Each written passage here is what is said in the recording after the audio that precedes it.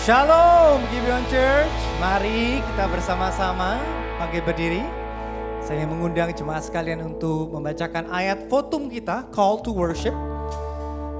Dan kita akan baca secara bergantian, saya akan bacakan ayat pertama, jemaat kedua, dan ayat yang terakhir kita akan baca secara bersamaan. Saya akan mulai dengan Roma 8 ayat 31.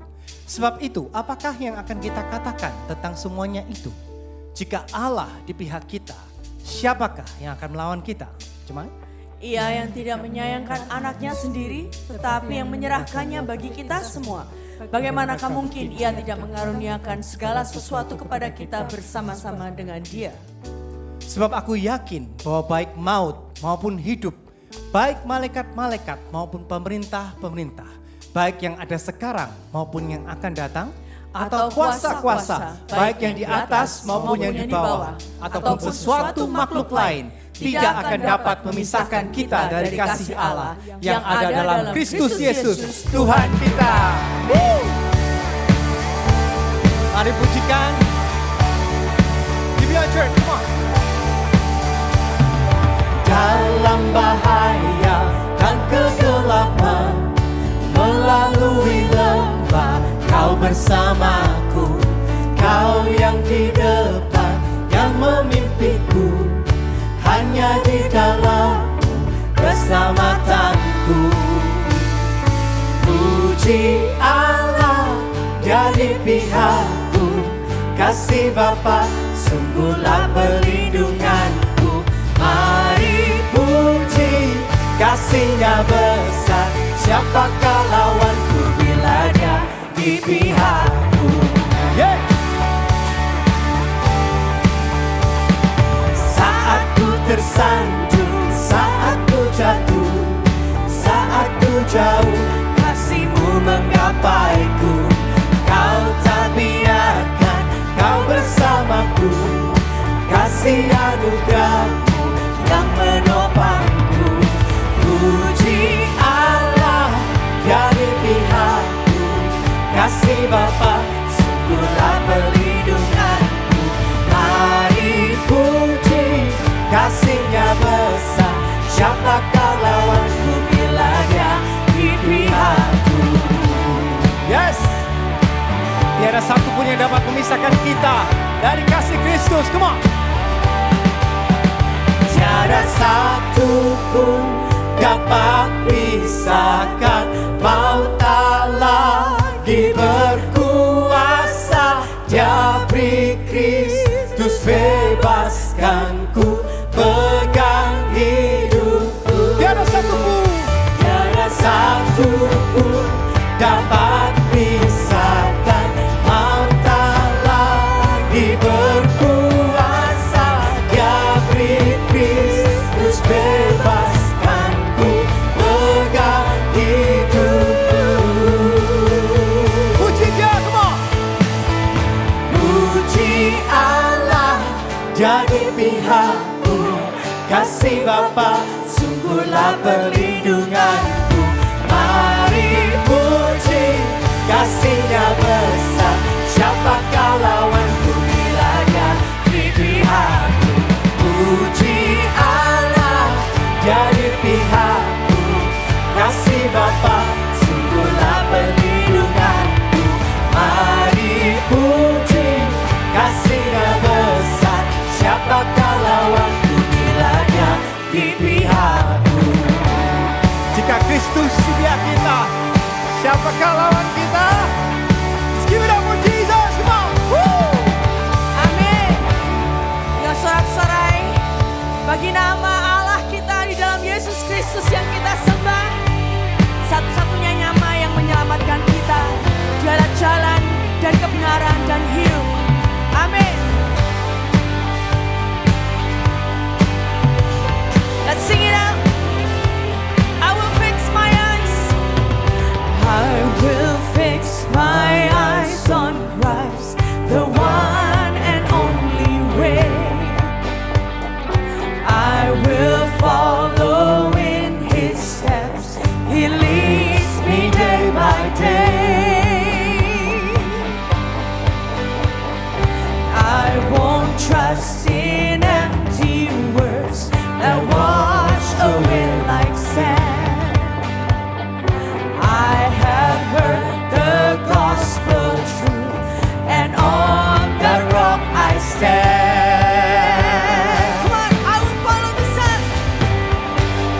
will follow the sun. He goes before me to death into glory, preparing the way till the day returns. I walk with assurance, for I know the way and the truth and the light.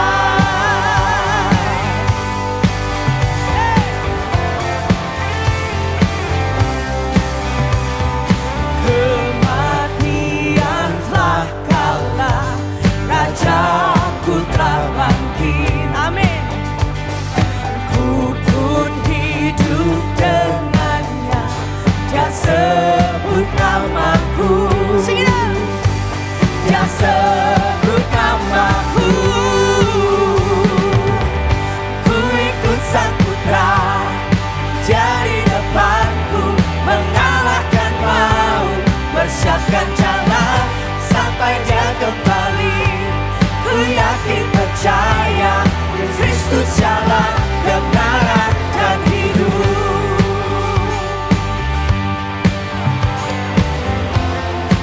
Dan bersama-sama bukan berlari, penuh iman, tak berbalik.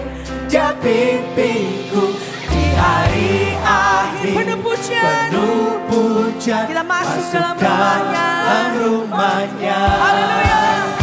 Bukan berlari, penuh iman, tak berbalik. Dia pimpinku di hari akhir, penuh pujian, masuk dalam rumahnya.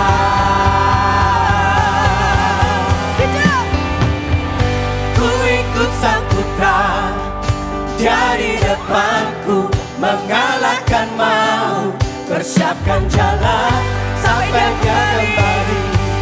Ku yakin percaya, Kristus jalan, kebenaran dan hidup. Ku ikut Sang Putra, jadi depanku, mengalahkan maut, persiapkan jalan sampai Dia kembali. Ku yakin percaya, Kristus jalan, kebenaran sampai Dia kembali. Kristus percaya, Kristus jalan, kebenaran dan hidup.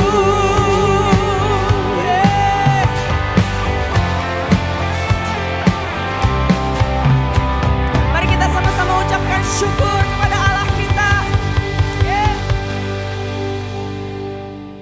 Shalom jemaat sekalian, welcome to GBN Church. Minggu ini kita akan masuki pertanyaan katekismus di minggu yang ke-22.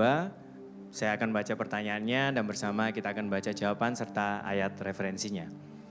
Apa yang terjadi setelah kematian bagi mereka yang tidak dipersatukan dengan Kristus melalui iman bersama? Pada Hari penghakiman mereka akan menerima hukuman yang mengerikan, namun adil yang dijatuhkan kepada mereka. Mereka akan dibuang jauh dari hadapan Allah yang baik dan masuk neraka untuk dihukum dengan adil dan memilukan selama-lamanya. Untuk ayat referensinya terambil dari Yohanes 3 ayat 16, kemudian kita sambung ke ayat yang 36. Bersama kita baca, karena begitu besar kasih Allah akan dunia ini, sehingga Ia telah mengaruniakan anaknya yang tunggal, supaya setiap orang yang percaya kepadanya tidak binasa, melainkan memperoleh hidup yang kekal. Sebab Allah mengutus anaknya ke dalam dunia, bukan untuk menghakimi dunia, melainkan untuk menyelamatkannya oleh Dia. Ayat 18, barang siapa percaya kepadanya, ia tidak akan dihukum. Barang siapa tidak percaya, ia telah berada di bawah hukuman, sebab ia tidak percaya dalam nama Anak Tunggal Allah. Barang siapa percaya kepada Anak, ia beroleh hidup yang kekal. Tetapi barang siapa tidak taat kepada Anak, ia tidak akan melihat hidup, melainkan murka Allah tetap ada di atasnya. Jemaat dipersilakan duduk. Jemaat sekalian, saya ingin memulai dengan sebuah pemikiran yang mungkin banyak dari kita pernah mempertanyakan ini. Jika Allah kita adalah Allah yang penuh kasih, mengapa Allah mengizinkan adanya neraka? Jika Allah kita Allah yang penuh kasih, mengapa Allah kita mengizinkan adanya hukuman yang nyata, hukuman yang kekal, seperti kita melihat neraka saat ini? Jika kita berusaha kembali ke Alkitab, sebenarnya banyak hal dalam Alkitab yang tidak mudah untuk dipahami. Dan salah satunya mungkin tentang neraka. Baik dari kita lebih memilih untuk membicarakan surga, karena kalau bicara tentang surga, bicara tentang kasih, sukacita, pengharapan. Sedangkan bicara tentang neraka adalah sebuah hukuman yang kekal, yang nyata, dan bersifat selamanya. Namun yang menarik jemaat sekalian, Yesus sebagai pribadi yang bisa dikatakan paling penuh kasih, paling kudus, lebih banyak membahas tentang neraka dan cukup banyak membahas tentang neraka dibanding surga di dalam Alkitab. Yesus menggambarkan neraka sebagai kegelapan yang paling gelap. Dikatakan pula di kitab Markus, neraka adalah api yang tak terpadamkan, bahkan penderitaan yang tak berkesudahan. Dikutip dari kitab Matius. Sesungguhnya memahami neraka membantu kita memahami akan konsekuensi dosa, yaitu maut. Bicara tentang maut artinya adalah keterpisahan kita dari hadirat Allah. Neraka pada dasarnya bukan hanya sebuah tempat, namun sebuah kondisi di mana kita terpisah dari Allah dan terpisah dari hadiratnya. Di neraka tidak akan ada kasih, pengharapan, penghiburan, damai sejahtera. Karena semua itu hanya ada di dalam Allah, di dalam hadirat Allah. Kita perlu memahami realitas neraka untuk dapat memahami secara penuh makna salib Kristus. Kita tidak akan benar-benar mengerti betapa besar kasih Allah sebelum kita memahami betapa besar dosa, betapa serius dosa, dan betapa murka Allah atas dosa. Tanpa memahami realitas hukuman dosa, yaitu maut, yang artinya sekali lagi keterpisahan kita dari Allah, maka kita tidak akan melihat betapa mahal harga yang dibayar Yesus di atas kayu salib. Di atas kayu salib ketika Yesus berseru, "Allahku, Allahku, mengapa engkau meninggalkan aku?" Di situ Yesus mengalami keterpisahan yang luar biasa dari Allah Bapanya. Keterpisahan yang begitu mengerikan yang harus dialami Yesus agar kita yang berdosa ini tidak perlu mengalami keterpisahan tersebut. Yesus telah menanggung kehancuran dan penderitaan yang seharusnya menjadi bagian kita. Karena itu jemaat sekalian, pertanyaannya bukan lagi mengapa Allah yang penuh kasih mengizinkan adanya neraka, namun mengapa Allah yang penuh kasih, yang paling kudus, yang paling mulia, yang paling layak, rela datang ke dunia untuk menggantikan kita, mengalami penderitaan itu, mengalami neraka itu, demi menyelamatkan manusia yang berdosa seperti kita.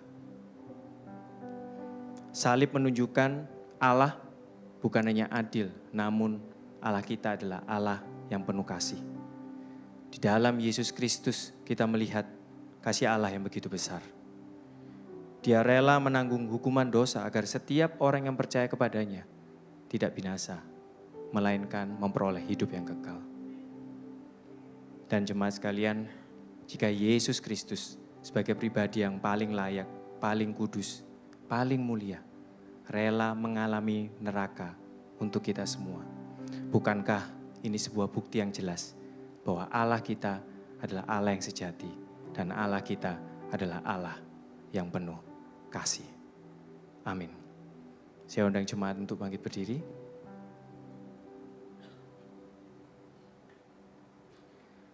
Jemaat sekalian, mari kita bersama mengakui setiap dosa dan kesalahan kita melalui doa pertobatan. Jemaat dipersilakan untuk berdoa.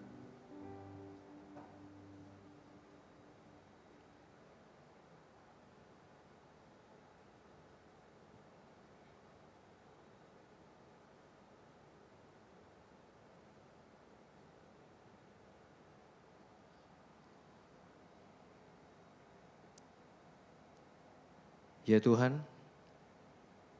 ampuni kami atas segala dosa dan kesalahan kami.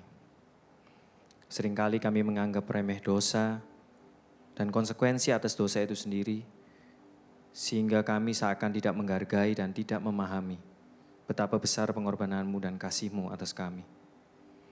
Ajar dan tuntun hati kami ya Tuhan, melalui kuasa Roh Kudus di dalam setiap kami, untuk semakin hari dapat semakin dekat kepadamu, karena kami sadar bahwa hidup terpisah darimu adalah neraka yang paling mengerikan untuk kami.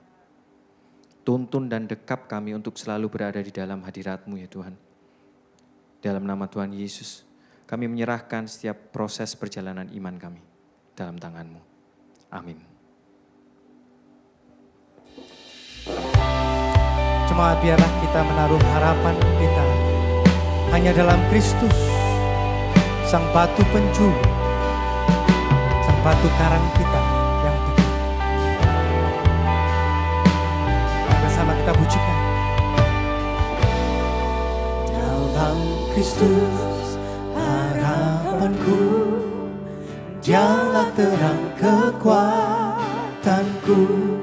Yesus batu penjuruku, teguh dan tak tergoyahkan. Betapa besar kasih-Mu, ketakutanku pun sirna. Penghiburku, Kau segalanya, dalam kasih-Mu ku teguh.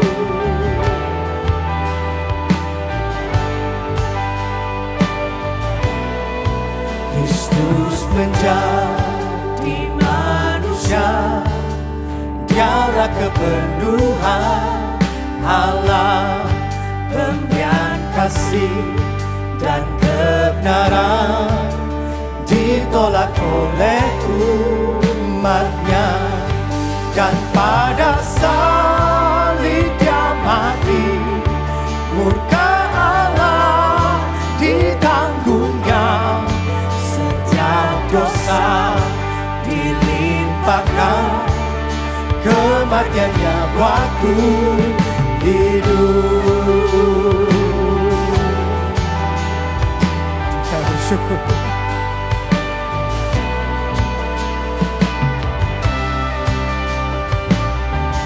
Yesus mati disalibkan, Yesus mati disalibkan, terang dunia dikorbankan. Namun di hari yang mulia, bangkitlah Dia dari maut. Kemenanganlah miliknya, dosaku telah dikalahkan. Ku miliknya, Dia milikku, oleh darahnya ku hidup. Kristuslah batu karangku, di atas Dia ku teguh, di atas Dia ku teguh. Angkat suara kita jemaat, Kristuslah,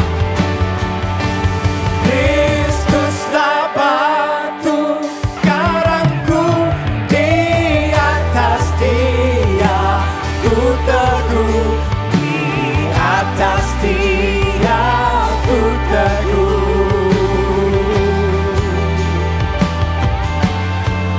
Ku tak takut atas maut, kuasa Kristus di dalamku. Dari lahir sampai mati, Yesus memegang hidup. Tiada kuasa yang dapat memisahkanku dari Kristus, sampai di akhir hayatku, dalam kuasa-Nya ku hidup. Sampai di akhir hayatku, dalam kuasa-Nya ku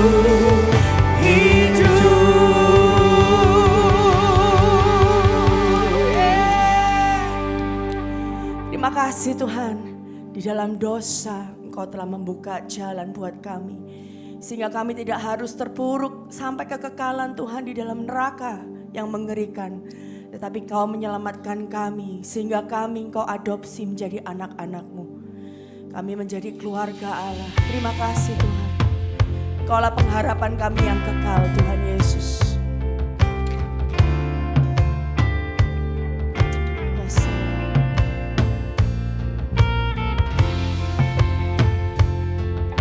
Mari jemaat Tuhan dengan segenap hatimu, angkat suaramu, katakan kasih. Kasih-Mu, karya-Mu, nyata dalamku. Kau pegang hidupku dalam tangan-Mu.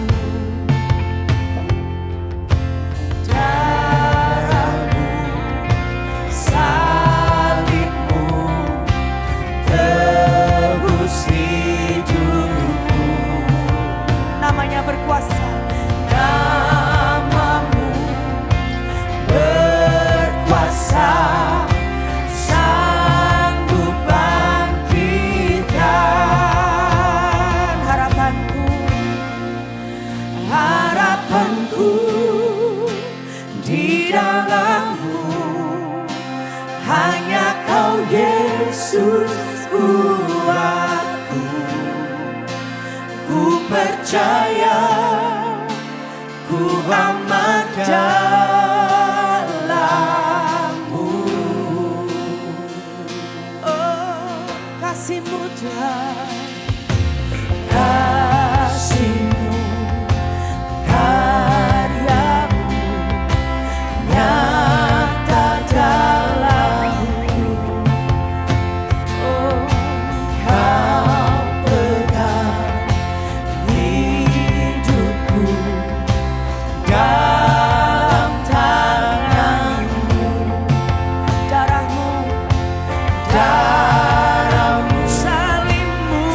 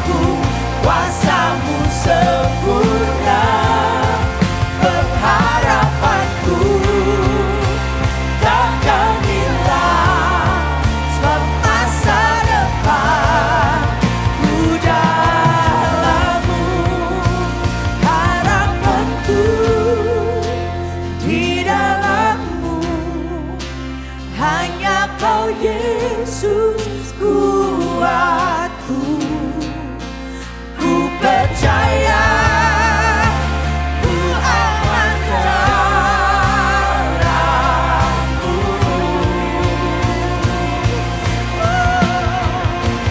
Harapanku di dalammu, hanya Kau Yesus kuatku, ku percaya, ku aman dalammu.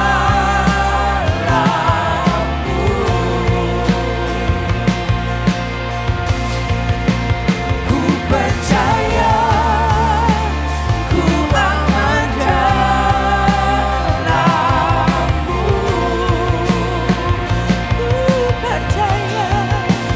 Ku percaya, ku aman dalammu.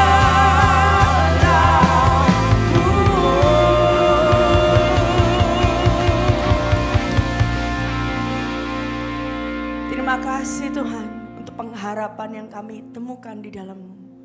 Pengharapan yang sejati. Dunia ini berusaha menawarkan pengharapan-pengharapan yang kosong. Ampuni kami Tuhan, seringkali kami percaya kepada pengharapan-pengharapan yang kosong itu.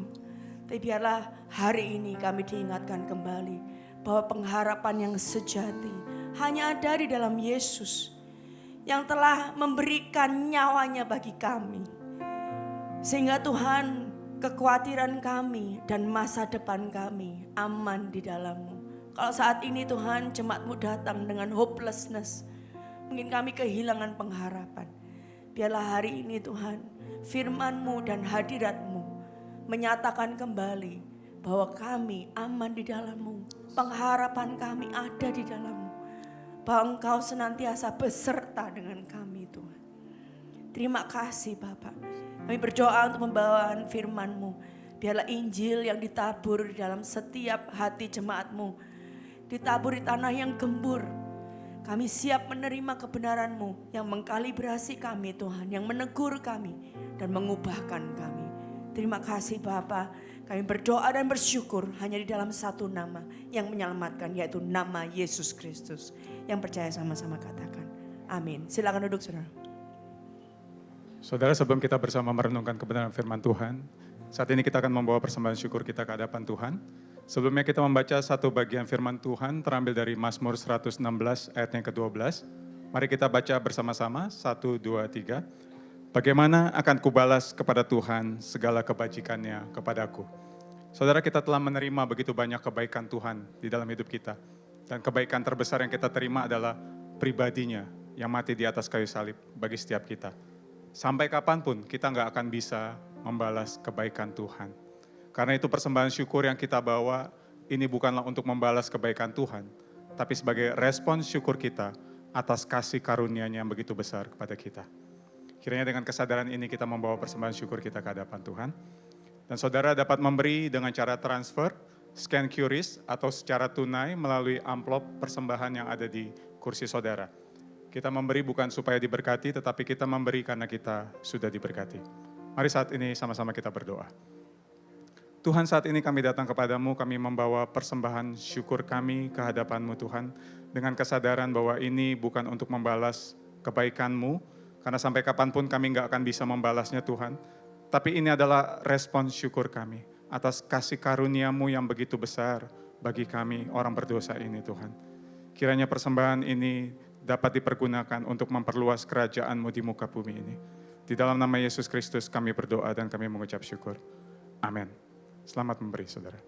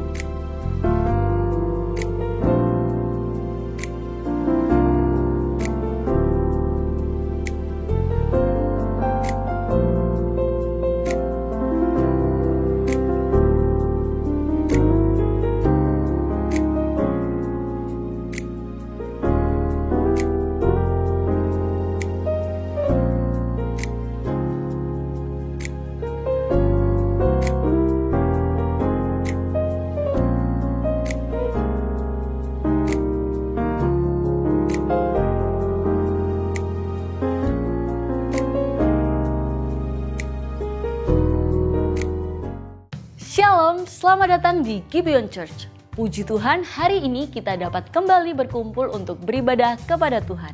Saya Fani dan inilah Gibeon Weekly News.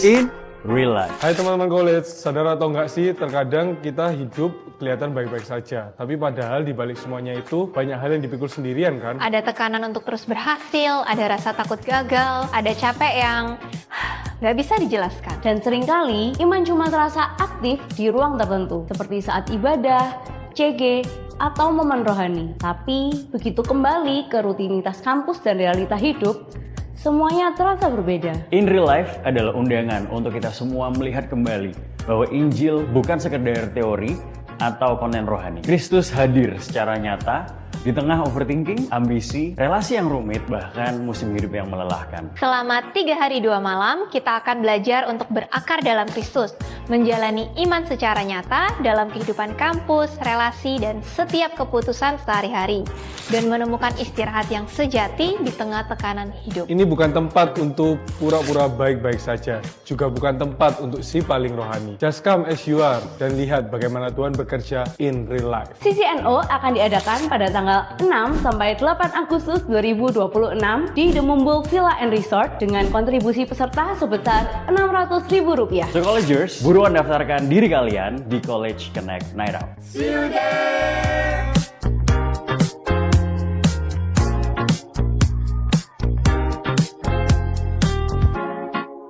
Info selanjutnya kami tujukan bagi para orang tua yang memiliki anak kelas 6 SD hingga 3 SMA atau SMK. Di tengah berbagai pengaruh yang dihadapi remaja saat ini, penting bagi mereka untuk berada dalam komunitas yang benar dan membantu mereka bertumbuh di dalam Tuhan. Karena itu, Youth Summer Camp kembali hadir tahun ini dengan tema Encourage Respond by Grace. Camp ini akan diadakan pada tanggal 30 Juni hingga 2 Juli 2026 di The Mumbul Villa and Resort. Check this video. Introducing Youth Summer Camp Speakers. Kalau Anda mulai ragu, justru ini adalah panggilan buat kasih karunia-Nya, di mana kita perlu terus bersandar pada anugerah-Nya setiap hari. Hembusan nafas yang terakhirnya di kayu salib, dosa saudara dan saya dihapuskan. Semua kegagalan hidupmu ditanggung di kayu salib. Tirai bait Allah terbelah menjadi 2. Saudara dan saya punya akses berjumpa dengan Bapa.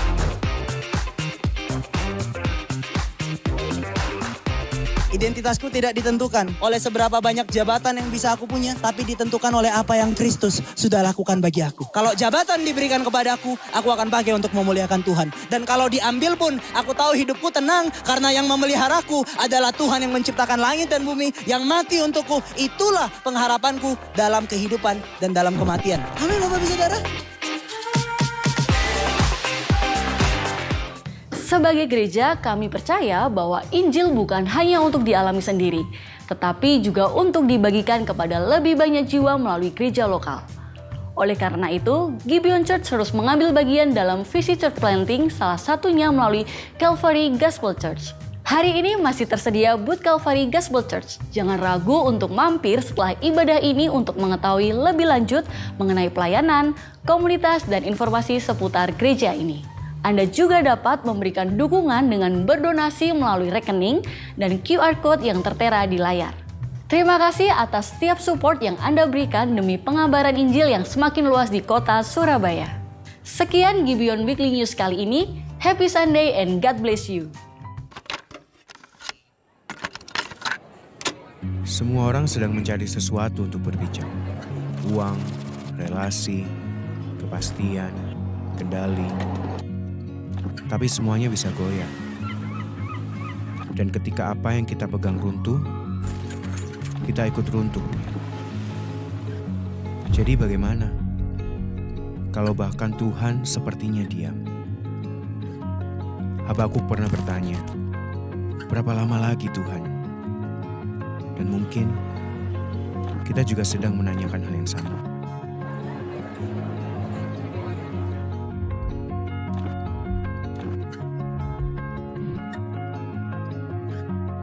Saudara untuk intro khotbah yang sangat keren dan sangar ya saudara ya.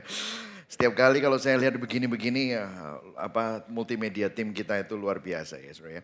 Welcome to Gibeon Church. Bagi saudara yang pertama kali hadir bersama dengan kami mengucapkan selamat datang teman-teman yang live streaming online. Thank you for tuning in. Kita mempunyai hashtag bukan tempat untuk orang sempurna, tapi kita semua disempurnakan oleh kuasa Injil dan oleh kasih karunia Kristus. Saya mengucap syukur saudara semua meskipun long weekend, tapi saudara semangat untuk tetap beribadah dan tetap belajar. Hari ini kita mulai khotbah berseri yang baru. Tapi sebelumnya saudara saya ingin mengingatkan kepada kita semua, bagi saudara yang punya anak-anak youth, make sure saudara bisa mendaftarkan anak-anak youth kita semua. Karena di tempat youth retreat itu kalau saudara punya anak kelas 6 yang mau naik kelas 7, saudara bisa daftarkan anak Anda. Jadi ini SMP dan SMA. Kita akan membahas tentang identitas. Karena hari-hari ini identitas anak-anak muda seringkali digoyang ya saudara ya.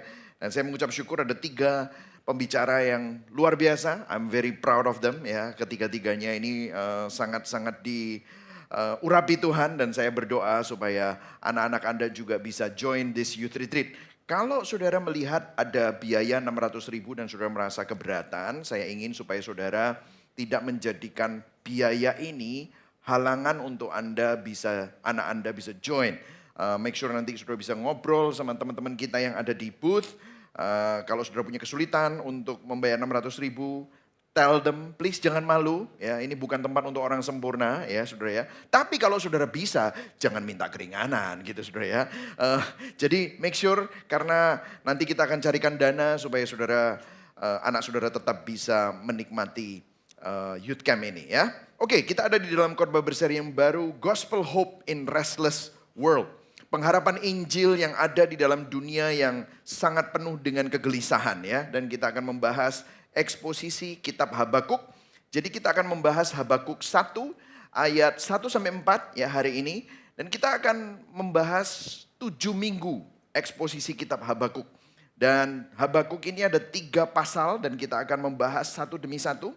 Dan kita akan melihat semuanya ini menjadi sebuah kesatuan. Kalau hari ini saudara ada pertanyaan, bagaimana dengan ini, bagaimana dengan itu? Well, sabar.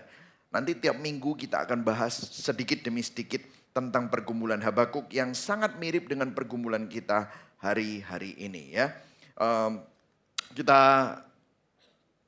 Judul khotbah saya hari ini, When God Seems Silent. Ya, one of the hardest moment in life is not when God says no, but when God doesn't say anything. Ya, kita akan membaca bersama-sama Habakuk 1 ayat 1, saya akan baca dulu, saudara baca ayat 2 dan ayat 4 ya.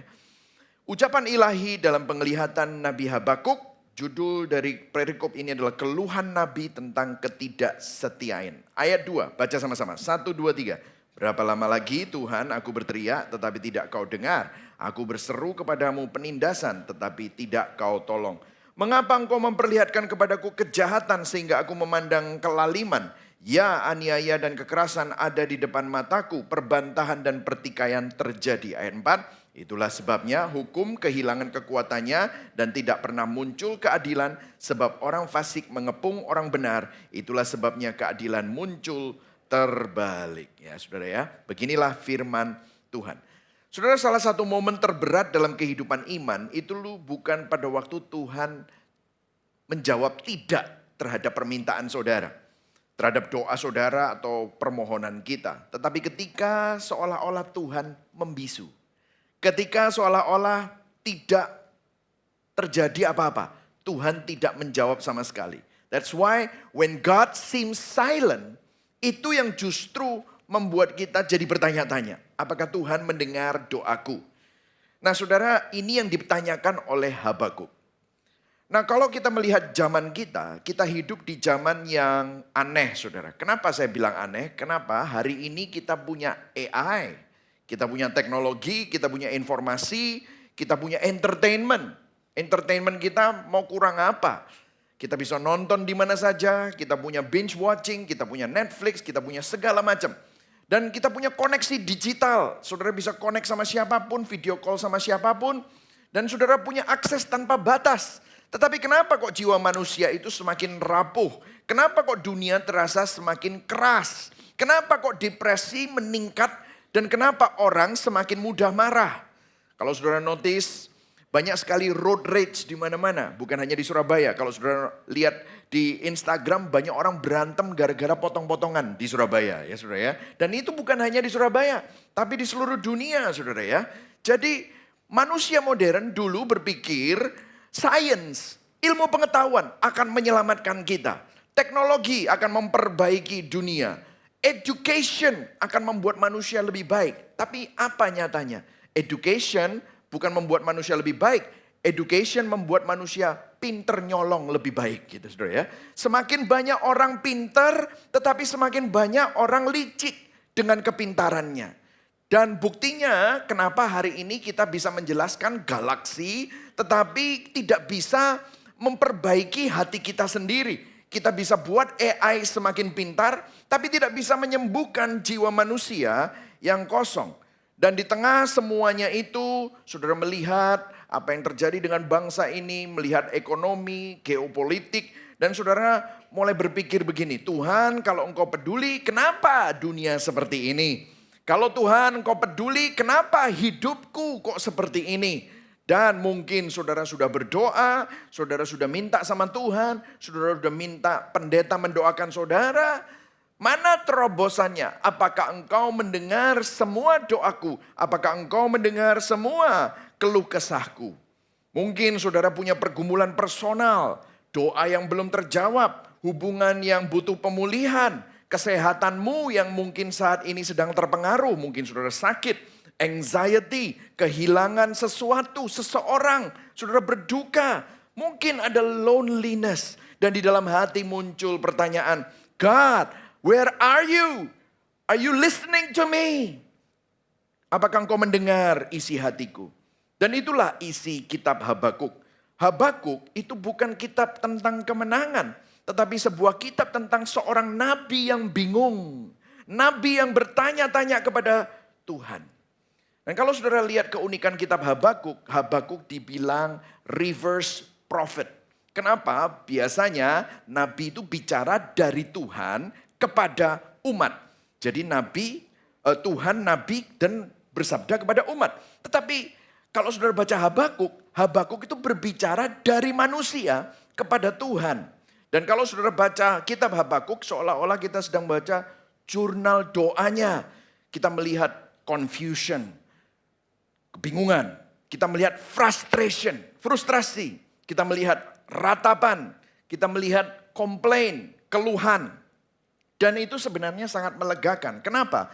Karena ternyata iman Kristen adalah iman yang penuh dengan pertanyaan, iman yang penuh dengan pergumulan, iman yang gak fake. Iman yang enggak palsu. Nah kita lihat doa Habakuk. Kita baca sama-sama ya. Tadi kita sudah sempat baca. Tapi biarlah kita engage sama-sama. Kita baca 1, 2, 3. Berapa lama lagi Tuhan aku berteriak. Tetapi tidak kau dengar. Ini suatu jeritan. Nah yang menarik adalah ini bukan jeritan orang kafir saudara. Tetapi ini adalah jeritan nabi. Nah ini sangat penting kita perhatikan. Kenapa? Artinya Alkitab tidak pernah fake. Alkitab cukup jujur. Ini menunjukkan bahwa orang saleh, orang benar, orang cinta Tuhan pun bisa bergumul. Orang yang diurapi Tuhan, nabi, itu masih bisa bertanya-tanya. Nah ini sangat countercultural dengan kekristenan modern. Kenapa? Karena budaya Kristen modern sering begini, anti weakness, anti sadness, anti confusion. Makanya kalau saudara ditanyain, apa kabar? Jawabannya apa? Luar biasa. Kan gitu. Yesus mantap, terus cos. Padahal nggak luar biasa. Padahal yuk saudara bilang Yesus mantap, dalam hati saudara menanyakan Yesus. Apakah dia mendengar doamu? Kita selalu diajar harus selalu victorious. Bahkan mungkin terpengaruh sedikit oleh word of faith. Hati-hati loh kalau ngomong. Ngomongmu itu jangan negatif. Nanti apa yang kamu katakan itu menciptakan realitamu. Lah itu bukan Kristen by the way.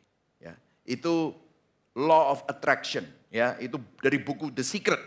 Itu sebenarnya bukan Kristen. tapi dicampur, dimasukkan dalam kekristenan. Kita diajar untuk selalu kelihatannya kuat. Tapi Alkitab nggak kayak gitu, saudara.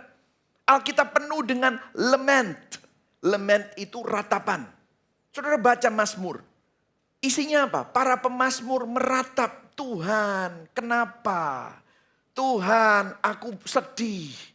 Tuhan aku merasa sendiri. Itu para pemazmur. Ayub. Kalau saudara baca Yeremia. Saudara baca Habakuk. Saudara banyak orang berpikir begini. Kalau aku sedih berarti imanku kurang. Siapa bilang? You can come to God with your sadness. Kalau aku masih bertanya-tanya artinya aku kurang rohani. Tuhan apakah engkau mendengarkan aku? Dan Tuhan nanti ngambek kalau kamu ngomong kayak begitu. Apakah Tuhan se-insecure Gen Z? Kita berpikir seperti itu. Tapi Habakuk menunjukkan bahwa biblical faith includes lament. Bahwa iman Alkitab itu ternyata termasuk ratapan. Jadi hari ini saya mau mengajak kita semua untuk berani meratap kepada Tuhan. Untuk berani datang kepada Tuhan. Untuk bahkan kalau saudara ragu, bawa keraguanmu kepada Tuhan. Kalau saudara emosi, bawa emosimu kepada Tuhan. Sebelum kau bawa kepada pasanganmu. Bawa kepada Tuhan. Nah, jadi poin saya dalam khotbah ini ada 3. Yang pertama adalah dunia yang membuat hati kita gelisah. Dan kemudian yang membuat hati kita meratap. Yang kedua, ketika Tuhan terasa diam. Apa yang menjadi pergumulan kita. Dan kemudian yang ketiga adalah iman yang membawa pergumulan kepada Tuhan. Ya, kita akan membahas ini semua.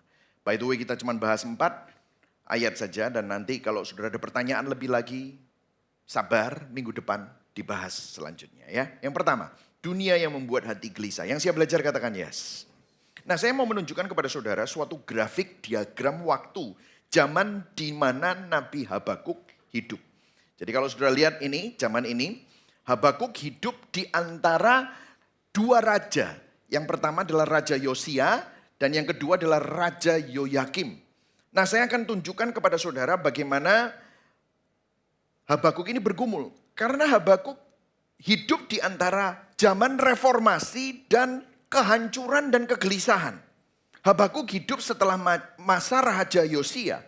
Raja Yosia melakukan sebuah reformasi besar. Kitab Taurat ditemukan, penyembahan berhala dihancurkan, bangsa Israel mulai kembali kepada Tuhan. Nah, orang berpikir begini pada zaman Raja Yosia. Finally revival is coming. Bangsa kita akhirnya berubah. Karena raja kita raja yang takut akan Tuhan, raja yang bijaksana.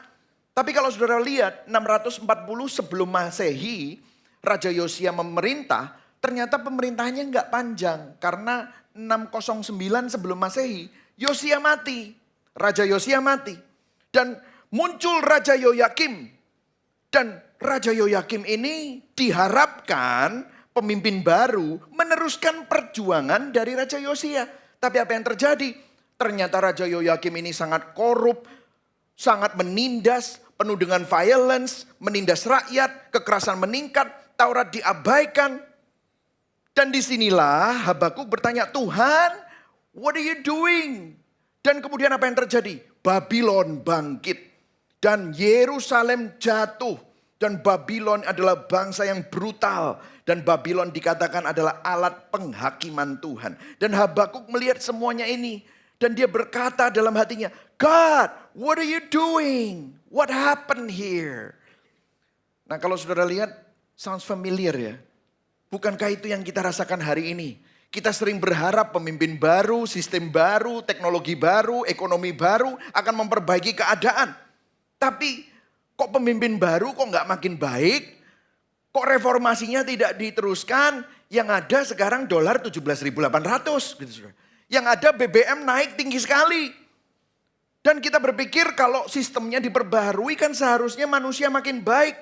Kan seharusnya manusia jadi lebih produktif. Tetapi sejarah menunjukkan bahwa sistem apapun akhirnya gagal dan retak. Mau sosialisme, mau komunisme, mau kapitalisme, mau isme-isme yang lain juga. Semuanya selalu gagal. Kenapa? Sejarah menunjukkan bahwa sistem terbaik pun akhirnya kalau dipenuhi dengan manusia yang serakah, manusia yang haus kuasa, manusia yang korupsi, manusia yang egois dan self-centered. Kenapa?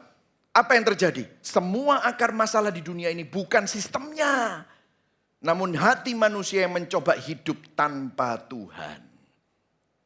Itulah sebabnya Timothy Keller berkata, sin is not just doing bad things. It is building our identity on anything besides God. Dosa bukan melakukan hal-hal yang buruk, tetapi membangun identitas manusia yang mau hidup tanpa Tuhan.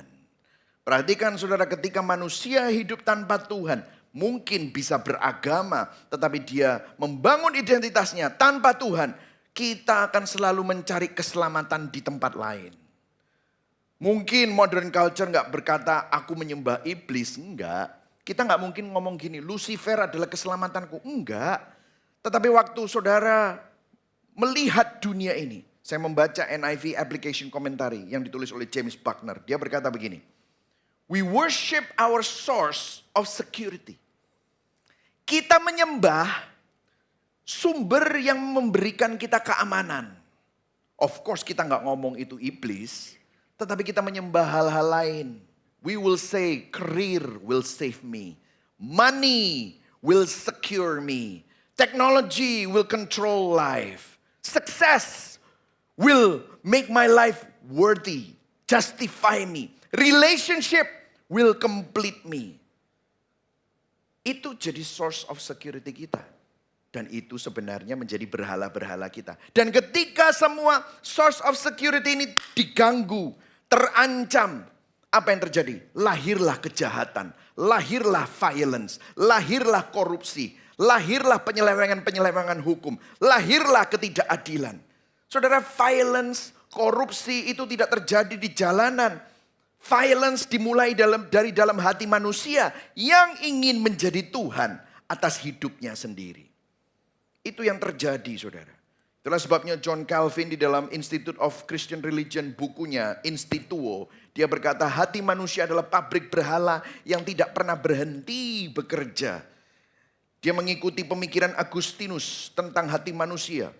Agustin di dalam salah satu bukunya berkata hati manusia terus menciptakan Allah-Allah baru, senatural manusia punya tubuh yang berkeringat. Kayak tubuhmu berkeringat, selalu muncul berhala-berhala baru. Dan ini sangat tajam karena manusia terus menciptakan functional savior. Cari juru selamat yang berfungsi untuk menjadi keamanannya dia. Makanya modern culture, worship, teknologi, wealth, kekayaan, productivity, self-expression. Dan ketika functional savior itu gagal, manusia ikut runtuh bersamanya. Mungkin itu sebabnya manusia modern sangat anxious, gampang cemas. Karena kita mencoba menopang jiwa kita dengan sesuatu yang tidak cukup kuat untuk menopang kita. Nah itulah sebabnya di ayat 3 Habakuk mengeluh kepada Tuhan. Dia berkata, mengapa engkau memperlihatkan kepadaku kejahatan sehingga aku memandang kelaliman? Ya, aniaya dan kekerasan ada di depan mataku. Perbantahan dan pertikaian terjadi. Saudara, ini menunjukkan semua yang saudara pikir secure, saudara pikir aman, digoncang sama Tuhan. Digoncang. Nah saudara, yang menarik adalah begini saudara. Berapa banyak kerasa, saking lamanya kita melihat kabar buruk. Saking seringnya kita melihat keadaan bangsa kita yang tidak selesai-selesai masalahnya. Terus kita ngomongnya gini, itulah Indonesia, ya itulah gitu kan saudara ya. Terus habis itu kita bilang ya, atau kalau enggak saudara komen-komen, saudara mau komen terus saudara bilang, ah sudahlah gitu kan saudara. Nah ini menarik, kenapa? Terlalu lama melihat berita buruk, terlalu lama melihat dunia yang keadilan tidak terjadi, ketidakadilan di mana-mana, korupsi ada di mana-mana. Salah satu mekanisme pertahanan jiwa adalah apa? Kita berhenti peduli. Mungkin kita lihat postingan Instagram yang memprihatinkan. Kita peduli sebentar, tapi apa yang terjadi? Kita scroll, that's it. Mungkin kita nonton film Pesta Babi. Mungkin kita lihat postingan yang memprihatinkan. And then what happened? We move on. Kita berhenti peduli. Yang ada kita nyinyir. Tapi saya mau tanya sama kita. Sama kita, Anda semua dan termasuk saya. Saudara pernah nggak sih? Saudara benar-benar mendoakan. Instead of nyinyir. Instead of ikutan nyanyi. Itulah Indonesia. Pernah nggak sih saudara mendoakan? Ketika dunia terasa terlalu berat, banyak orang memilih untuk tidak merasakannya lagi dengan apa? Emotional numbing, mematikan perasaan kita. Kita ngomong memang dunia seperti itu, udahlah saya capek peduli. Perlahan-lahan hati kita mengeras, empati kita berkurang, kita jadi apatis, kita jadi sinis dan kita jadi skeptis. Kita nggak pernah mendoakan mereka, yang ada adalah nyinyir, yang ada adalah kritik, yang ada adalah tulis di story, status, protes ini dan protes itu. Tetapi pernah nggak saudara mendoakan? Nah ini beda sama Habakuk. Saya pernah membaca seorang wartawan perang yang sering sekali memotret korban perang, keadaan perang di negara-negara yang sedang berkonflik. Ditanyain apa yang membuat hal yang membuat kamu paling takut dalam hidup. Dan mengejutkan jawabannya. Dia bilang bukan perang, tetapi ketika aku mulai terbiasa melihat tragedi dan kekerasan. Dan ketika aku melihat itu semua, hatiku tidak lagi prihatin, hatiku tidak lagi menangis, tetapi hatiku kebal. Bukankah itu dunia kita?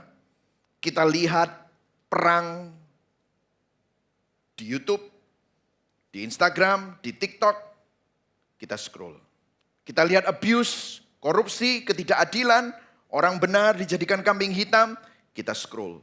Kita lihat violence, kita scroll. Malah kita buka pornografi. Malah kita buka nonton film. Kenapa? Perlahan hati kita jadi mati rasa. Perlahan hati kita numb. Nah disinilah kenapa kok kita secara pastoral tim, kita mau bawa kitab Habakuk lagi kepada saudara, kepada gereja. Mungkin saudara jadi orang Kristen gak pernah toh membahas eksposisi kitab Habakuk. Habakuk itu di Alkitab ada tak? Ya ada. Ada yang gak tahu, Habakuk. Gitu, saudara. Hari ini saudara belajar Habakuk. Kenapa? Nunjukin ini. Doa Habakuk menunjukkan bahwa orang yang cinta Tuhan seharusnya hatinya tidak mati rasa. Yang setuju katakan amin.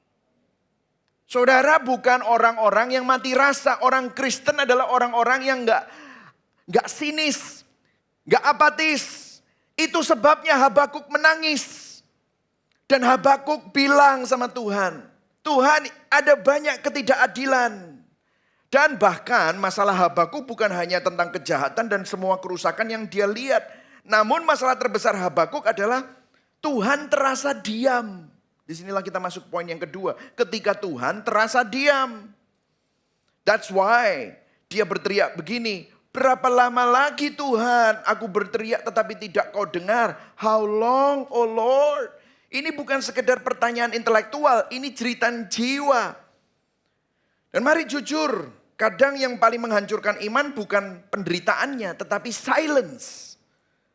Saya bersyukur Habakuk ini ditulis karena kitab Habakuk memberikan ruang dan bahasa untuk orang-orang yang bergumul. Mungkin saudara hari ini bergumul, God, are you listening? Ada orang yang berdoa, Tuhan sembuhkan penyakitku, tetapi belum sembuh sampai sekarang. Ada orang yang berdoa, Tuhan pulihkan keluargaku, Tuhan pulihkan keuanganku, tetapi keuangannya tetap hancur. Hidupnya seakan-akan tetap hancur. And seakan-akan, God, are you listening? Do you love me? Ada yang tetap datang ibadah di gereja, ingin mendekat sama Tuhan tetapi merasa Tuhan jauh. Dan mungkin yang paling dangerous dari budaya kekristenan modern adalah kita nggak tahu bagaimana meratap. Kita nggak pernah tahu. Kenapa? Karena kita diajar hidup itu kalau Kristen harus victorious. Kamu lebih dari pemenang kan? Kamu harus expect breakthrough. Lah breakthrough-nya nggak datang-datang. Kamu harus selalu kuat. Kamu harus selalu happy. Well, that's not true. Sudah bisa lihat para tokoh-tokoh Alkitab. Mereka rentan. Mereka meratap. So hari ini kalau saudara ada dalam situasi seperti itu. Saudara nggak perlu pura-pura. It's okay untuk meratap kepada Tuhan. It's okay to cry your heart out kepada Tuhan. Ada satu musim di hidup saya di mana saya berdoa hampir setiap hari untuk sesuatu yang menurut saya baik. Saya berdoa, saya berpuasa, saya minta Tuhan buka jalan. Dan semakin saya berdoa, semakin seakan-akan tidak ada jawaban. Tidak ada terobosan, tidak ada kejelasan, tidak ada perubahan. Yang justru ada adalah saya bingung. Saya ingat saya pernah berdoa sama Tuhan. Tuhan, aku gak minta sesuatu yang jahat. Aku gak sedang memberontak sama engkau. Tetapi kenapa engkau diam? Dan itu yang paling susah, seakan-akan yang susah itu bukan Tuhan menolak kita. Tetapi yang paling sulit adalah ketidakjelasan. Kalau Tuhan bilang no, mungkin kita bisa terima. Tapi seolah Tuhan diam. Dan kita mulai bertanya-tanya, apakah Tuhan mendengar? Apakah Tuhan peduli? Apakah Tuhan masih kerja? Dan mungkin sebagian dari saudara pernah ada di tempat itu. Tempat di mana iman saudara sedang diserang. Bukan oleh ateisme, bukan oleh ketidakpercayaan, tetapi oleh kesunyian. Silence. Kitab Habakuk menunjukkan bahwa ratapan itu bukan lawannya iman. Namun justru ratapan adalah bahasa iman di dalam dunia yang sudah rusak. Lament is not lack of faith. Lament is a language of faith in a broken world. Ratapan menunjukkan bahwa kita masih percaya bahwa Tuhan itu penting untuk diajak bicara. Nah ini berbeda dengan sinis dan skeptis. Apa perbedaannya? Saya tunjukkan kepada saudara perbedaannya. Saya berdoa supaya saudara nggak jadi sinis, nggak jadi skeptis. Kalau sinis dan skeptis itu ngomongnya begini, how could God allow this? Bagaimana mungkin Tuhan itu mengizinkan ini semua terjadi? Dia nggak ngomong kepada Tuhan, dia ngomong tentang Tuhan, tetapi hatinya sudah menjauh. Dia berhenti berbicara kepada Tuhan, tapi dia nyinyir Tuhan. How could God allow this? Nah ini sinis dan skeptis. Saya berdoa supaya saudara nggak seperti itu. Kalau saudara nggak pernah meratap sama Tuhan, saya takut saudara bisa ke arah sinis dan skeptis. Tapi puji Tuhan saudara bisa melihat bagaimana Habakuk. Dia memiliki hati yang faithful, setia sama Tuhan, tetapi ratapannya itu juga tetap ada. God, dia ngomong sama Tuhan. How could you allow this? Kenapa engkau izinkan ini? Masih ada relasi. Masih bicara sama Tuhan meskipun dengan tangisan dan dengan ratapan. Masih datang kepada Tuhan. Nah saya berdoa di dalam pergumulan saudara. Alkitab menasihatkan jangan jadi sinis dan skeptis. Tetapi tetap datang kepada Tuhan dengan ratapanmu. Dengan kekecewaanmu. Dengan emosimu. Habakuk tidak meninggalkan Tuhan. Ia justru datang kepada Tuhan. Habakuk tidak lari ke sinisme. Dia tidak berhenti berdoa. Dia tidak hanya marah kepada dunia. Tetapi dia membawa pergumulannya kepada Tuhan. Yang setuju katakan amin. Saya berdoa kalau saudara sedang mengalami itu. Dan saya tahu ada beberapa orang yang mengalami itu. Bawa pergumulanmu pada Tuhan. Jangan lari dan menjauh dari Tuhan. Jangan marah sama Tuhan. Jangan ambil sinisme itu. Tapi justru bawa emosimu dan pergumulanmu kepada Tuhan. Budaya modern mengajarkan kalau kecewa, venting saja sama orang-orang yang di sekitarmu. Tapi Habakuk mengajarkan bukan sekedar melampiaskan emosi, tetapi membawa emosi itu kepada Tuhan. Habakuk tidak fake, dia juga tidak denial. Tapi dia juga tidak sinis, dia tetap datang kepada Tuhan. Saya berdoa saudara bisa tetap datang kepada Tuhan. Katakan pada kanan kirimu, tetap datang sama Tuhan. Katakan pada kanan kirimu, tetap datang sama Tuhan. Amin saudara. Nah, tapi ada satu pergumulan yang sebenarnya ada saat kita mempertanyakan Tuhan. Di balik pergumulan kita ada satu pertanyaan ini. Nah, saya mau bahas ini. Beberapa tahun lalu saya pernah berbicara dengan seseorang yang mengalami duka, kehilangan seseorang yang dia kasihi. Dia nggak marah sama Tuhan karena kehilangan itu. Yang membuatnya bergumul adalah pertanyaan lain. Dia berkata begini, "Pastor, saya masih percaya Tuhan itu ada. Tapi saya mulai takut." Saya tanya, "Apa yang kamu takutkan?" "Bagaimana kalau Tuhan sebenarnya tidak sebaik yang aku sangka? Tuhan itu tidak sebaik yang aku pikirkan." Dan saya rasa itu adalah salah satu pergumulan yang terdalam yang kita perlu pertanyakan. Seringkali kita mencurigai Tuhan, betul atau tidak? Kita sering berpikir, jangan-jangan Tuhan itu bukan, kita nggak pernah nanya gini lagi, apakah Tuhan ada? Kita tahu Tuhan ada. Tapi kita tanya gini, Tuhan engkau ini baik nggak sih? Berapa banyak kita pernah tanya begitu? Saya melihat ada kepala yang begini, saudara ya. Atau yang tidak begini, diam aja, melihat saya sambil begini gitu. Apa mungkin saudara tidak pernah bergumul seperti itu ya? Atau hanya saya saja? Tapi pertanyaan itu seringkali muncul. Apakah Tuhan sungguh baik? Dan itu yang tepat yang sedang dialami oleh Habakuk. Waktu saya membaca beberapa komentari, Habakuk itu ragu. Tuhan itu berdaulat, tapi kok dia izinkan ini semua? Kenapa ya? Kamu jangan-jangan nggak baik. C.S. Lewis di dalam salah satu bukunya is called Grief Observed. Keren ya, C.S. Lewis ini sangat reflektif. Dia bilang, kalau aku berduka, aku mau mengobservasi dukaku. Dan di dalam dukanya dia menemukan sesuatu yang saya rasa sesuai sama topik kita hari ini. Bahaya terbesar dalam penderitaan, waktu itu dia berkabung gara-gara istrinya meninggal. Namanya Joy, istrinya Joy itu meninggal. Dan dia bilang begini, bahaya terbesar dalam penderitaan bukanlah aku berhenti percaya pada Tuhan. Tetapi aku mulai percaya hal-hal yang buruk dan mengerikan tentang Tuhan. Jadi dia bertanya, apakah Tuhan itu sungguh baik? Apa betul rencana Tuhan itu terbaik bagiku? Dan Habakuk cukup jujur. Dan dia bawa pertanyaan itu kepada Tuhan. Nah hari ini mungkin ada beberapa dari saudara bergumul dengan pertanyaan itu. Apa betul rencana Tuhan itu baik buat aku atau terbaik buat aku? Dan Habakuk mulai sadar sesuatu yang lebih dalam. Suatu pertanyaan eksistensial. Karena problemnya bukan cuma Babylon jahat.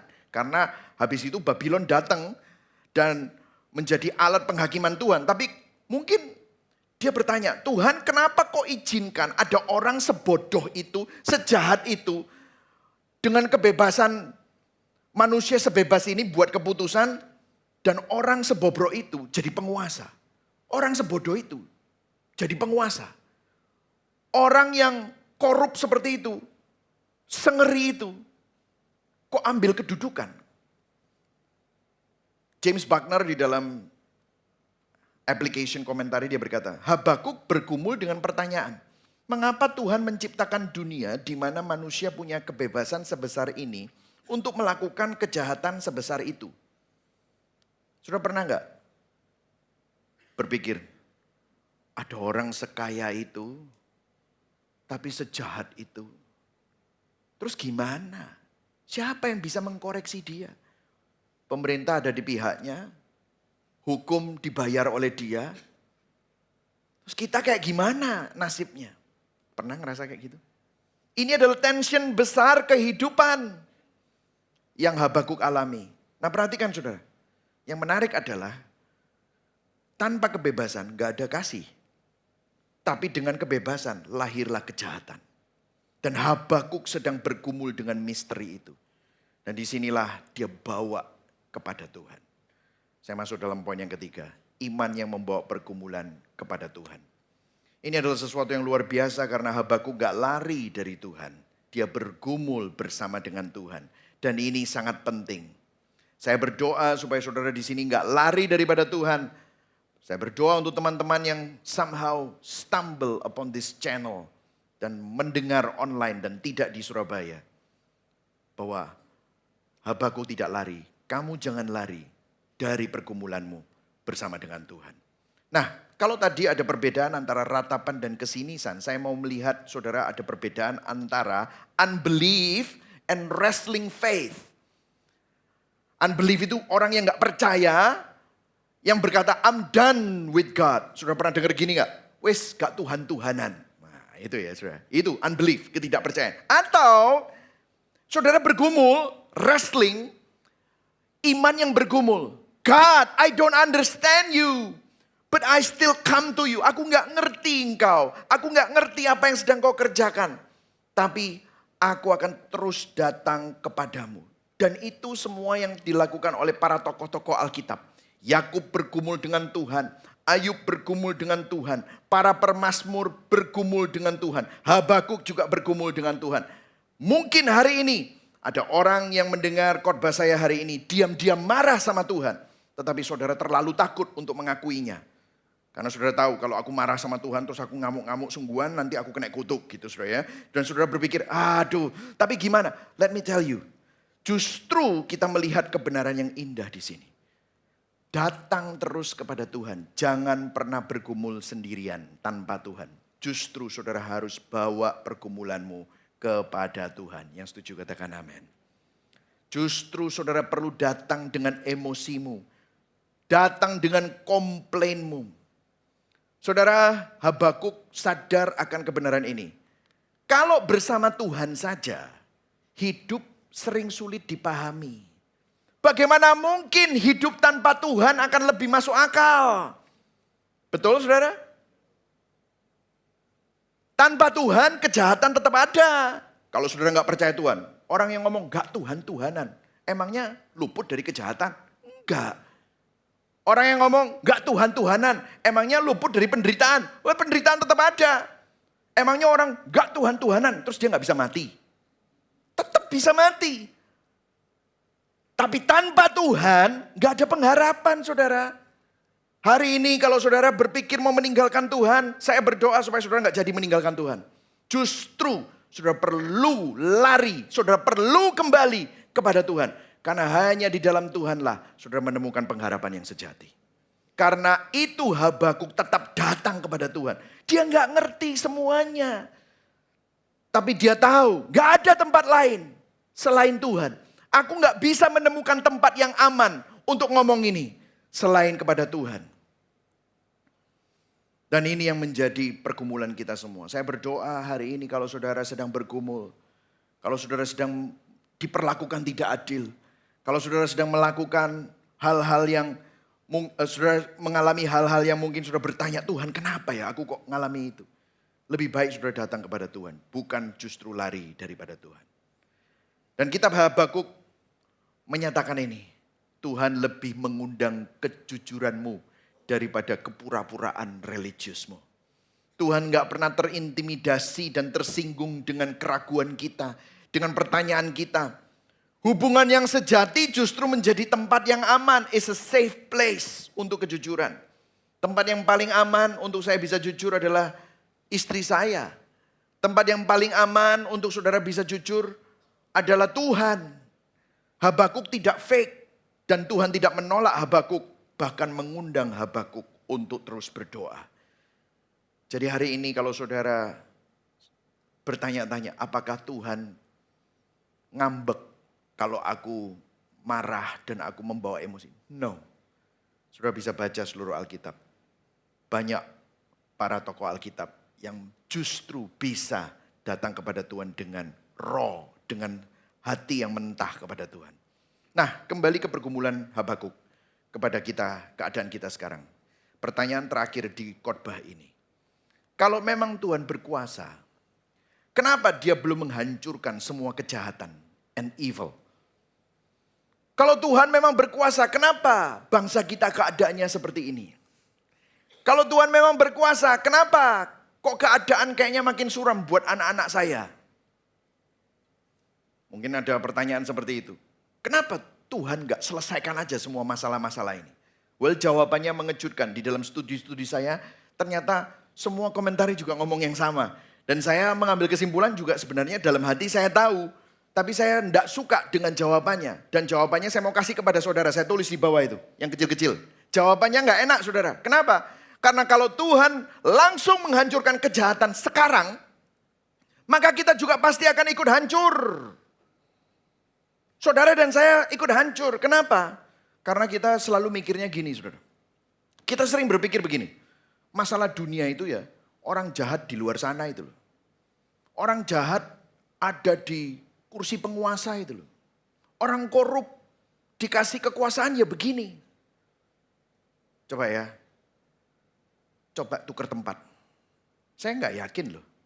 Kalau saudara ada di kursi penguasa, emang saudara akan lebih baik?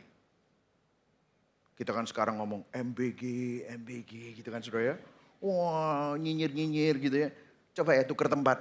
Kalau kamu di sana, apakah kamu juga akan melakukan yang itu? Bisa saja. Saudara lihat sejarah. Orang yang protes tahun 97-98 sekarang jadi penguasa melakukan hal yang sama yang seperti yang dia protes. Betul gak? Saudara nyinyir hamba Tuhan ini, ngeritisi hamba Tuhan itu. Coba tukar tempat. Belum tentu Anda bisa melakukan yang lebih baik. Betul? Kenapa? Alkitab menyatakan bahwa kejahatan itu bukan orang lain. Yeremia 17 ayat 9, betapa jahatnya hati kita, betapa degilnya kita. Siapa yang tahu dalamnya? Penuh dengan kesombongan, hawa nafsu, kepahitan, keserakahan, self-centeredness. Berapa banyak di sini yang mau ngaku? Oh aku gak sombong, coba angkat tangan. Langsung sombong, betul kan? Langsung jatuh dalam dosa kita itu. Berani? Gak bisa. Gak ada yang luput. Kita berpikir kita orang baik. Tunggu sampai dikasih kekuasaan. Belum tentu kamu baik sebaik yang kamu pikir. Betul saudara? Saudara disinilah kita perlu sadar. Bahwa kita sama jahatnya. Makanya kenapa kok Tuhan belum bertindak untuk menyelesaikan semua kejahatan. 2 Petrus 3 ayat 9. Ayo baca sama-sama. 1, 2, 3. Tuhan tidak lalai menepati janjinya. Sekalipun ada orang yang menganggapnya sebagai kelalaian. Tetapi apa? Ia sabar terhadap kamu. Ayo baca sama-sama. 1, 2, 3. Karena ia menghendaki supaya apa? Jangan ada yang binasa. Melainkan supaya semua orang berbalik dan bertobat. Jadi kenapa kok Tuhan tidak menyelesaikan semua kejahatan sekarang? Kayaknya masih banyak ketidakadilan. Karena dia sabar. Kesabaran Tuhan bukanlah tanda dia absen. Melainkan bukti kasih Tuhan yang konsisten. Silence does not mean inactivity. Justru di balik silence Tuhan sedang bekerja dalam membawa pemulihan. Mungkin tidak sesuai dengan timeline saudara. Mungkin tidak sesuai dengan kemauan saudara. Tetapi Tuhan tetap bekerja. Tuhan tetap setia. Tuhan tetap bersolidaritas dengan saudara. Disinilah Habakuk membawa kita ke salib. Karena Habakuk bertanya, Tuhan kenapa engkau diam? God, why are you so silent? Di perjanjian baru ada pribadi sempurna yang berseru. Dan mengalami silence from heaven. Tadi katekismusnya sangat indah disampaikan oleh Steffi. This is where I want to bring you to the gospel. Ada seruan seseorang yang paling sempurna dalam sejarah. Namun seruan itu tidak dijawab. Dia berteriak kepada Tuhan. Tapi seruan itu tidak seakan-akan diabaikan. Kalau saudara baca Markus 14 ayat 34 sampai 36. Pada waktu itu Yesus ada di Taman Getsemani. Dan dia berkata kepada murid-muridnya, hatiku sangat sedih seperti mau mati rasanya. I want you to pray with me. Support me. And guess what? Mereka tidur. Dalam kesendiriannya. Dalam rasa sedih dan mau mati. Dia berseru kepada Bapa. Dia berseru dan berdoa. Ya Aba, ya Bapa. Gak ada yang mustahil bagimu. Dia klaim karakter Bapa. Kalau bisa Tuhan, ambil cawan ini daripadaku. Tetapi jangan apa yang aku kehendaki, melainkan apa yang engkau kehendaki. Saudara, ini adalah seruan yang sempurna. Motifnya murni, imannya sempurna, ketaatannya total. Kalau ada satu seruan dalam sejarah yang seharusnya dijawab, ini adalah seruan Yesus. Tapi apa yang menjadi jawaban Tuhan? Dalam jawabannya Bapak diam. Cawan itu tidak diangkat. Yang Bapak lakukan adalah kirim malaikat memberi kekuatan kepadanya. Pertanyaan saya, kenapa Bapak tidak menjawab anaknya sendiri? Seruan yang paling murni, seseorang yang paling taat, yang paling sempurna dalam sejarah yang seharusnya berhak untuk mendapatkan jawaban. Tetapi Bapak diam. Bahkan ada satu momen lagi pada waktu Yesus tergantung di atas kayu salib dalam keadaan telanjang, berdarah. Kemaluannya dipertontonkan, terpaku di kayu salib. Seperti seonggok daging yang tidak lampak seperti manusia. Dia berkata, Allahku, Allahku, mengapa engkau meninggalkan aku? Dan Bapa diam. Sunyi. There's no answer. Kenapa Bapak diam? Karena di kayu salib, Yesus sedang menerima apa yang seharusnya saudara dan saya terima. Siapa yang seharusnya berhak mendapatkan diamnya Bapa? Tidak menjawab doa yang kita panjatkan. Siapa? Kita. You, me. Yang berdosa, yang doa egois. Yang selalu mempertanyakan Tuhan. Yang selalu meragukan kebaikan Tuhan. Yesus tidak pernah meragukan kebaikan Bapaknya. Tapi dia mengalami silent dari Bapaknya. Karena di kayu salib, Yesus sedang menerima apa yang seharusnya kita terima. Yesus mengalami penghakiman kita. Keterpisahan yang seharusnya kita jalani. Abandonment diabaikan. Supaya kita yang seharusnya diabaikan, seharusnya didiamkan, seharusnya ditinggalkan, dapat diterima sebagai anak. Di momen disalib, Yesus Kristus diperlakukan seperti musuh Allah. Mengalami divine silence. Supaya kita diterima sebagai anak-anak Allah. Supaya kita saat saudara berseru, saat saudara bertanya kepada Tuhan, saat kita berdoa mengeluh kepada Tuhan, surga terbuka bagi saudara. Tuhan mendengar doa saudara. Saudara tidak diabaikan. Saudara didengar. Karena Kristus sudah melakukannya buat saudara. Disitulah sebabnya pada Jumat Agung semuanya terlihat gagal. Murid berpikir bahwa cerita Yesus selesai. Mesias gagal, langit terlihat diam, harapan terlihat hancur. Tetapi justru di balik sesuatu yang terlihat gagal, di balik apa yang silent itu, kita selalu berpikir Tuhan mendiamkan. No, Tuhan tidak pernah diam. Tuhan sedang mengerjakan keselamatan terbesar dalam sejarah. Perhatikan di sini saudara, seruan Yesus tidak dijawab saat itu.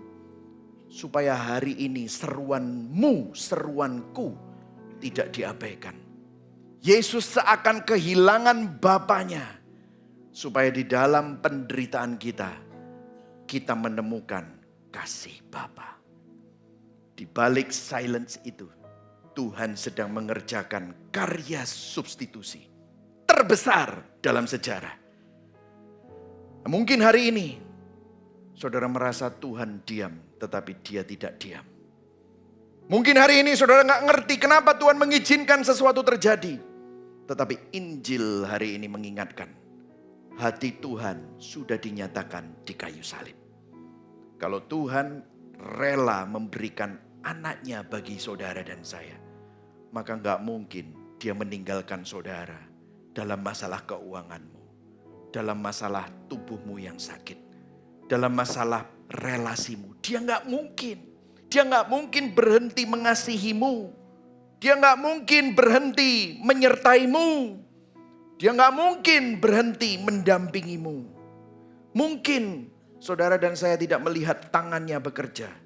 Tapi melalui salib, saudara bisa melihat hatinya buat saudara. Hatinya buat kita. Kalau Tuhan ada di pihak kita, siapa yang menjadi lawan kita? Kamu tahu, kasih Tuhan dinyatakan bagi kamu. Kasih yang sama, tangan yang sama, yang berlobang itu adalah tangan yang sama yang menciptakan langit dan bumi. Dan tangan yang sama yang menggandeng engkau, yang menopang hidupmu, sehingga engkau tetap bisa aman di dalam Dia. Amin, saudara. Jadi, saya ingin memberikan implikasi Injil, oke? Baca sama-sama. Ya, jadi kalau saudara menangis, saudara bergumul, saudara berduka, ini pengharapan buat kita. Tetapi orang yang berduka menangis di dalam Kristus gak pernah kehilangan pengharapan. Baca sama-sama ya. 1, 2, 3. Orang berinjil bisa apa? Menangis tanpa apa? Kehilangan pengharapan. Karena apa? Coba baca sama-sama. Karena apa? Karena tahu Kristus sudah lebih dulu masuk ke dalam penderitaannya. Saudara, orang berinjil bukan orang yang gak pernah sedih.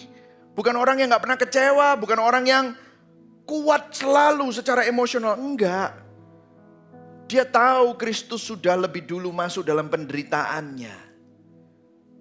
Saudara, itulah sebabnya orang berinjil bisa nangis tapi tidak tenggelam dalam keputusasaan karena tahu Kristus bukan Tuhan yang cuma duduk di surga nyuruh-nyuruh kita, enggak. Tapi dia masuk ke dalam penderitaan kita. Dia mendampingi saudara. Kristus hadir di tengah penderitaan saudara. Ya, berikutnya baca sama-sama yang sebelah sini ya. 1, 2, 3. Orang berinjil bisa apa? Bergumul, bisa apa? Bertanya, tapi tidak meninggalkan Tuhan. Kenapa? Orang berinjil bisa jujur, bisa bergumul, bisa menangis, bisa bertanya, tetap datang kepada Tuhan. Kenapa? Karena sadar. Ayo baca sama-sama yang sebelah sini. 1, 2, 3. Karena sadar keselamatannya tidak ditopang oleh kekuatannya sendiri, namun oleh kasih karunia Tuhan. Karena mereka tahu, mereka diterima bukan karena imannya sempurna, doanya selalu benar, atau hidupnya selalu kuat. Enggak. Tapi karena kasih karunia Kristus. Yang setuju katakan amin. Ya. Yang terakhir ya. Ayo baca sama-sama. Ya, 1, 2, 3. Orang berinjil tidak harus memahami semua yang Tuhan izinkan terjadi. Perhatikan saudara. Tuhan gak menjelaskan segala sesuatu pada Habakuk juga loh. Jadi mungkin bisa gak kalau Tuhan tidak menjelaskan semuanya kepada kita. Dan kita gak ngerti. Bisa. Tapi kenapa kok kita bisa tetap aman? Kenapa? Karena aman dan percaya. Saat apa? Melihat hati Tuhan sudah dibuktikan melalui karya salibnya. Tuhan sudah menunjukkan di kayu salib. Kristus mati bagi kita. Dan salib jadi bukti. Bahkan ketika kita nggak ngerti apa yang Tuhan sedang kerjakan. Kita bisa mempercayai hati Tuhan buat kita. Karena Allah yang rela memberikan anaknya bagi kita tidak mungkin berhenti untuk mengasihi saudara dan saya. Jadi hari ini saudara, Tuhan menyertai kita. Di dalam kesunyian tetap datang kepadanya. Dalam emosimu, bawa emosimu kepadanya. Dalam tangisanmu, jangan pernah kehilangan pengharapan. Berikan tepuk tangan buat Tuhan kita. Amin saudara. Mari sama-sama kita bangkit berdiri.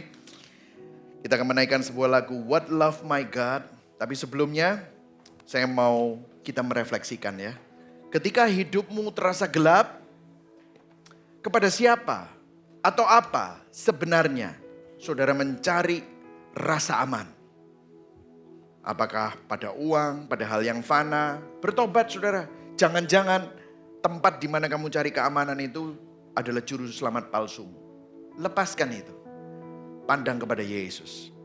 Apakah saudara masih berbicara dan berdoa kepada Tuhan dalam pergumulanmu, atau perlahan saudara mulai menjauh daripada Tuhan karena saudara mulai sinis, skeptis? Kembali kepada Tuhan. Justru Tuhan adalah tempat yang aman di mana saudara bisa datang. Maukah saudara percaya bahwa bahkan ketika saudara nggak mengerti tangan Tuhan, saudara bisa tetap mempercayai hati Tuhan bagi saudara. Amin. Mari sama-sama kita naikkan lagu ini. Kasih apa bawamu ke dunia? Raja mana? Raja mana? Lahir dalam hina, dalam gelap kau. Namun dalam gelap kau telah datang, turun ke dunia yang kau cipta. Kasih apa yang rela berkorban? kasih apa Yang rela berkorban.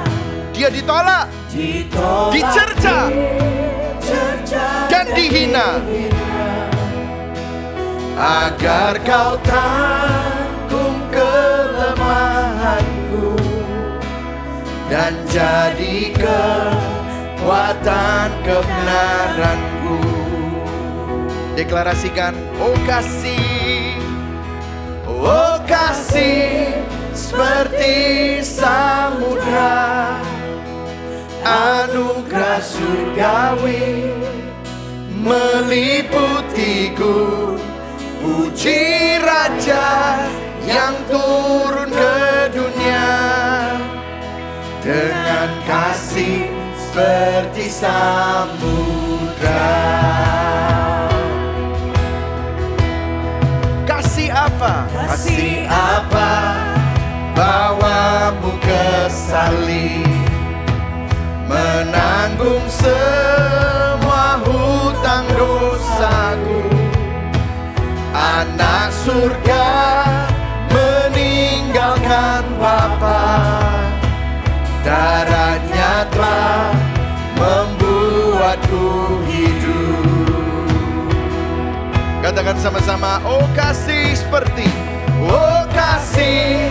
seperti samudra, anugerah surgawi meliputiku. Puji Raja yang turun ke dunia dengan kasih seperti samudra. Dia begitu murah hati, katakan. Kasih apa sangat murah hati. Dia menebus saudara. Dengan kuasa datang menebusku, menghadapi kegelapan dan kubur. Bangkitkanku, jadikan milikmu. Sekali lagi bangkitkan. Bangkitkanku, jadikan milikmu. Katakan sama-sama kita sembah Dia. Oh kasih seperti samudra, anugerah surgawi meliputiku. Puji Raja yang turun ke dunia dengan kasih seperti samudra. Sekali lagi katakan, oh kasih seperti samudra, anugerah surgawi meliputiku. Puji Raja yang turun ke dunia dengan kasih seperti samudra. Dengan kasih seperti samudra. Ambil waktu kita berdoa bersama. Bapa, kami mengaku seringkali kami lebih berharap pada hal-hal dunia daripada kepadamu. Kami cari rasa aman dalam hal-hal yang fana dan bukan di dalam Engkau. Dan ketika semuanya terguncang, kami ikut runtuh bersamanya. Ampuni kami Tuhan. Kami juga mengaku seringkali ketika hidup terasa gelap, kami justru perlahan menjauh darimu. Kami kecewa, kami bingung, kami lelah. Kami mulai meragukan apakah Engkau baik. Tapi hari ini kami diingatkan Bahkan ketika kami nggak mengerti apa yang sedang Kau kerjakan, kami tetap bisa mempercayai hati-Mu. Karena hati-Mu telah dinyatakan melalui karya salib-Mu. Terima kasih untuk Kristus yang masuk ke dalam penderitaan kami. Yang menangis, yang terluka, yang juga pernah ditinggalkan. Supaya kami tidak pernah ditinggalkan. Sudah terima ini. Ajar kami untuk tetap datang kepadamu bahkan di tengah keraguan kami, di tengah komplain kami, di tengah emosi kami, di tengah pertanyaan kami. Ajar kami untuk tetap berdoa, bahkan di tengah silent kami tetap berharap. Bahkan ketika hidup terasa gelap, kami tahu terang-Mu tetap bercahaya bersama dengan kami. Hari ini saya mau berdoa buat saudara yang mungkin saat ini bergumul. Mungkin kau sendirian, merasa sendirian. Kau menangis, kau berduka, kau sedang bergumul dengan sesuatu. Mungkin tubuhmu yang sakit. Mungkin masalah keuanganmu. Mungkin pergumulan pribadi. Kalau saudara sedang bergumul, angkat tanganmu. Saya mau berdoa buat saudara. Tuhan, kau lihat tangan-tangan yang terangkat. Ingatkan Tuhan, tangan yang berlobang, yang pernah merasakan bahkan yang paling mengerikan. Tapi tangan itu mengalahkan maut. Tangan yang sama itu menggandeng setiap tangan yang terangkat ini. Tangan yang sama itu menopang setiap perjalanan iman kami yang tertatih-tatih, yang mungkin terseok-seok, yang mungkin sedang terluka. Tangan yang sama itu biarlah membalut setiap lukamu dan menyembuhkanmu. Dan tangan yang berlubang itu lebih setia daripada yang kau harapkan dan bayangkan. Biarlah Tuhan, Injil yang kami dengar hari ini menjadi jangkar bagi jiwa kami di tengah-tengah dunia yang restless ini. Terima kasih Tuhan. Hamba-Mu berhenti berbicara, tetapi biarlah Injil yang kami dengar ini mengkalibrasi hati kami semua. Mari sama-sama kita arahkan hati dan tangan kita kepada Tuhan yang menyelamatkan, memelihara dan menopang kita. Jemaat yang dikasihi Kristus, Tuhan ada di pihak-Mu, Tuhan mengasihi-Mu, Tuhan menunjukkan kasih-Nya dan membuktikannya melalui karya salib-Nya. Tuhan memberkati engkau dan melindungi engkau. Tuhan menyinari engkau dengan wajah-Nya dan memberikan engkau kasih karunia. Tuhan menghadapkan wajah-Nya kepadamu dan memberikan engkau damai sejahtera. Kiranya Allah Bapa, Putra dan Roh Kudus selalu memberkati engkau dan menyertai engkau dari sekarang sampai Dia datang kedua kali, bahkan sampai selama-lamanya. Yang percaya dan menerima sama-sama katakan amin. Berikan tepuk tangan yang paling meriah buat Tuhan. Happy Sunday. Tuhan Yesus memberkati saudara.